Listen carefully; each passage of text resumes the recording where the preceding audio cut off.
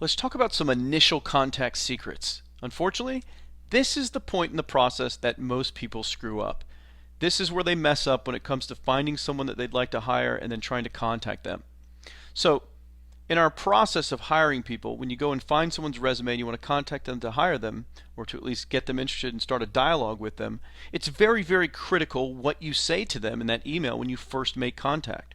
There are some things that you have to keep in mind in order to get their attention, in order to get them to respond, then of course start the process to figure out if they're right for you, and hopefully they'll be right to fill that position. The first thing to know is more money equals more attention. This is really what it comes down to for most people. They want to make more money for them and their families so they can have a better lifestyle, so on and so forth. It's the same thing with you. So, anywhere in your contact, when you lead with or reference or talk about more money, you're going to get more attention. So that's the basic step number one to even get people to pay attention to your emails when you're contacting them, after seeing their resumes. Unique positioning gets better results. You have to go against the curve. Something my father taught me at an early age was the mantra of always do more than is expected of you. And if you do, you'll win. Always do more than is expected of you. Well, what do most people do when it comes to this stuff? They hire people at the bare minimum price. All they care about is treating them like a drone or a slave and just getting work out of them. They don't treat them very well because they're only concerned about themselves. You have to flip to the other side of that. You have to put yourself in the shoes of the person you're contacting and trying to hire. If you were that person, what would you want? How would you like to be treated? More money is the first thing, but also a job that's maybe different from other opportunities that are out there. Something that's more fun, I'd be more happy with, I could be a part of something and I could feel good about. So unique positioning in your contact email is very, very important. You're going to see that in the sample email that you get to use. Let them know they'll be able to contribute ideas. This is so important. You want to let them know that you want their feedback. They're going to be a valuable part of your team. This makes people really happy. Look, everyone has ideas. Let them contribute, and of course eventually use some of their ideas when they do give you good ideas. It'll make them stay at their job longer, and it'll make them work harder because they're actually a part of something. Pre-qualify, pre-qualify, pre-qualify. Once you can get their attention in the email, you really have to pre-qualify them to make sure they're the right person for the job. And you're going to see different ways. We're going to analyze this in the sample email. But just remember that getting their attention isn't enough. Once you get that, you got to then filter them and make sure they're the right person. And then, of course, make sure they're going to pay close attention to instructions and that they have good work ethic. So we're going to get through that whole filtration process. But it's important that you even pre-qualify them. And another way to do that is to use takeaways. You're going to see this in the sample email, making statements like, hey, this job isn't for everyone. Right then, you kind of want them to want the job even more and make them work harder for it, hopefully. But two, make them realize that they're really going to have to be a special individual to even get the job. That's very important. And if a lot of people think, oh, well, I really wasn't wanting to work that hard anyways, I probably shouldn't waste my time, with even applying for this job. Well, that'll filter out a bunch of people that know they're not going to do a good job anyways. You want to use an anti-other companies angle, I call it. In doing more than is expected of you and taking that opposite strategic approach. You'll see in the sample email I use copy that's basically refers to we're not like other companies for X reason. You want to do that to stand out and to be different. You also always want to refer to them as possible as a team member, not a worker or employee. Worker or employee kind of has negative connotations of just someone slaving away at a job that they hate. Team member is a more friendly label. It's them contributing, them being a part of something, them being more important and valued. So you always want to use that term if possible. And last but not least, give detailed instructions on how to contact you. When you contact them with an email to say you're interested and may have a job for them, give them detailed instructions on how to contact you. And it's very simple. When you get the emails back from folks that you contacted, if they didn't follow the instructions to a T that you gave them, that's a pretty bad sign. If they can't pay close attention to detail, and if they can't do what you tell them to do, that's just not a good sign from the beginning. So that can help you filter out people. Let's take a look at the initial contact email that you can use that I've created for you and that I use. So the subject line is typically a number per month job offer. Now that number is the salary amount, and it's typically 20% higher than what they requested in the resume. I'll explain this. So basically, let's say if someone's wanting, $20,000 a month and that's what they ask for. And again, 20,000 PHP, which is about $500 or so, a little less than that. Whatever the amount is that they're asking for full time, you want the amount in the subject line to be about 20% higher. This is to get their attention. This is like marketing 101. The first step is getting attention, then building interest, then desire, and getting them to take action. It's the same stuff you apply to this. So you got to get their attention. Well, how do you get attention? I already talked about it. More money equals more attention. So this is why we use a higher dollar figure here in the subject line to really get their attention. Guess what? Every contact they're getting wants to hire them for either what they'd asked or for less. You're coming at it from a completely different angle. You're coming out and offering more. So that's a great way to get their attention. Now, of course, this subject line doesn't mean that this is what you're going to offer. When you get to the terms and we get to covering that, you can basically negotiate the price and offer them what they were asking or even a little bit less with the promise that they'll make more and get potential bonuses. So let's go over this email. So it starts out and basically says, hi, in the first name, you want to put their name in there. I have a really great job opportunity available that I think you might be perfect for. Our growing company is looking for and then I have insert job title.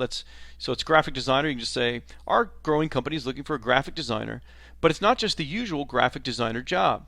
We're looking for someone that would also enjoy contributing ideas and sharing their thoughts while doing their job. Now, I mentioned this in the little presentation. It's important that you mention that people can contribute their ideas so they're not just treated as just like a little worker bee and that they'll be part of the team. Then it goes on and says, we're basically looking for a talented, hardworking person that would like to become a valuable member of our team. And you can do this job completely from your home if you have a high-speed internet connection. There's step one of qualifying them. They can do it from home, of course, but they need to have a high-speed internet connection. So if they don't have one, they're not qualified. Not only do we work on fun and challenging projects, but as the company grows, so does everyone else's salary. That sentence is super, super powerful. Here's why. Two things. Mention fun and challenging projects. This is what people want to be involved with. Things that are fun, as well as things that are challenging where they'll be able to contribute and use their brain. That's what people feel good about. And then, of course, the more money gets more attention. I mentioned that as the company grows, so does their salary. So they'll be able to make more money and get bonuses and however you wish to compensate them, which, of course, you should constantly be paying people more money the better job they do. But you state that, and that's very powerful. So we continue. So I think this could be a wonderful opportunity for you. Notice the word could. It doesn't mean it will be. It says could. This is another form of pre-qualifying them, and it's almost like a miniature takeaway. It could be a wonderful opportunity for you. It may not be right for them. Continuing. So not only could you have an exciting job, but you'd also enjoy knowing that as you do a great job, you'll continue to be rewarded for it with more money. Again, more money equals more attention. That's why we keep restating this. Too many companies just want to hire people for a low salary and get all the work they can get out of them. We're much different. This is what I mentioned in the presentation about taking the anti-other companies stance. To get the attention of people, to really get their interest in working for you and doing a good job, at least, the really, really talented folks, you got to present yourself as different and as it being a special opportunity. So that kind of language positions it that way. We know the success of our company is based on the success of our team members, and that's why we believe in creating a fun work process and rewarding those that deserve it. Again, mentioning team, alluding to the contributions that they'll be able to make, and more money with rewarding those that deserve it. However, I do have to say that this job isn't for everyone. Boom. There's a takeaway. They just got all psyched up into learning about this. They're interested. They think it may be a great opportunity, but now we've just kind of taken it back from a little bit. This is kind of marketing 101. This is some psychology we're using here to now make them almost want it more, make them really have to prove themselves to us because that's what they're going to need them to do. This is an interview process. So, however, I have to say this job isn't for everyone. That's the takeaway. We're really looking for that special person that would become a superstar on our team, someone that would love their job and love working with our team. This is really, really pre-qualifying someone.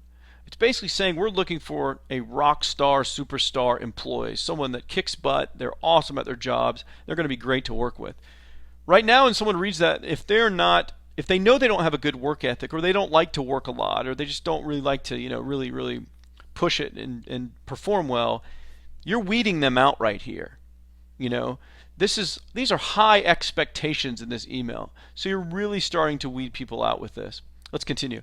If you're interested in this unique opportunity, please do the following. Send me an email at, and then you put an email address, and use the subject line of "I'm a superstar." Now, of course, you can use something different if you want. That's pretty robust there, or kind of outlandish. But in a way, that's what you want. You want someone that's a superstar, someone that's a great, great potential prospect. So it's not out of line to ask them to actually use that. Let me know why you think you'd be great for this job. Obviously, we do that to really qualify them. Hopefully, they'll write you a bunch of detailed stuff about what they've done in the past, what they're doing, what they're good at, and you'll really get some good insights into this person. Also, let me know what the best time you can be reached and what schedule you prefer to work from home when you won't be distracted. This is a hidden little kind of thing here that can really lead you to some amazing answers. Also, let me know the best time you can be reached and what schedule you prefer to work from home when you won't be distracted. So, if someone's in a work environment where they have all kinds of chaos going on and, they may not be able to get much productive work done, you can find out by asking that question sometimes. If they come back and they say, "Oh, I can work anytime. I live by myself. I don't have any problems," or, "I have a small child, but, I watch them during the day, but they stay in the room and they're quiet. I can work 9 to 5. I can work your time. I can work, well, obviously, if they probably ideally want to work their own 9 to 5 time zone time.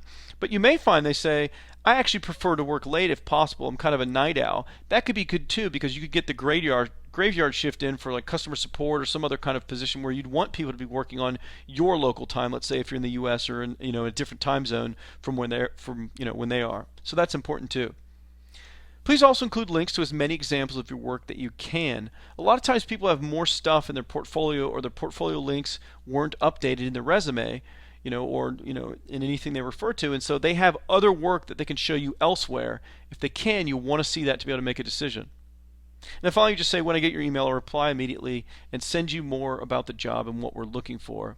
I look forward to possibly having you as a member of our awesome team." So when they reply, the next thing you do is you're going to send them the email on evaluating their skills that we're going to go over, and that's further going to filter people out and really try to find only the best people for you to hire.